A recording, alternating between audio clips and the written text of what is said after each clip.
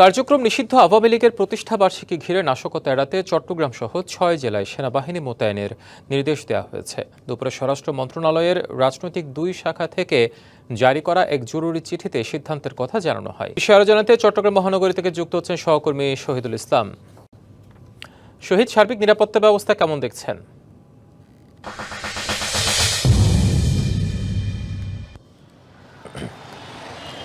চট্টগ্রামে এখন পর্যন্ত সেনাবাহিনী আসলে মাঠে নামেনি। আমরা নগরীর বেশ কয়েকটি স্থানে ঘুরেছি এবং কোথাও আমরা সেনাবাহিনীর উপস্থিতি এখন পর্যন্ত আমরা দেখতে পাইনি।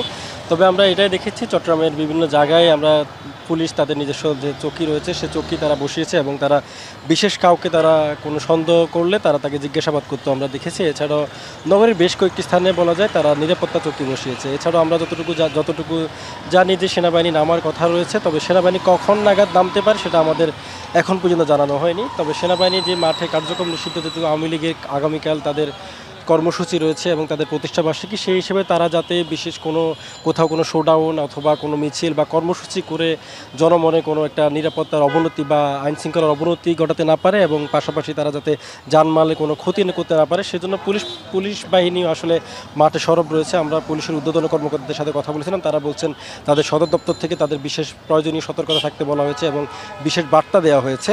সেই হিসেবে তারা তাদের কার্যক্রম চালিয়ে যাচ্ছেন এবং তারা যেটা বলছেন, চট্টগ্রামে যেহেতু আগ্রাবাদ এরিয়া এবং বন্দর এরিয়া, পাশাপাশি বদ্দারা পৌরাত্তর এরিয়াতে এই সাম্প্রতিক সময়ে নিষিদ্ধ ঘোষিত যে আওয়ামী লীগ তারা তাদের কর্মসূচি এবং শোডাউন এবং মিছিল করেছে, সেই হিসেবে তারা বলেছে যে এই বদ্দারার থেকে শুরু করে আগ্রাবাদ পর্যন্ত তাদের রাতে তারা বিশেষ অভিযান নামবেন, যাতে করে তারা কোনো জায়গা থেকে তারা সন্দেহভাজন কোনো ব্যক্তি পেলে তারা সেই ক্ষেত্রে তারা আটক করতে পারেন।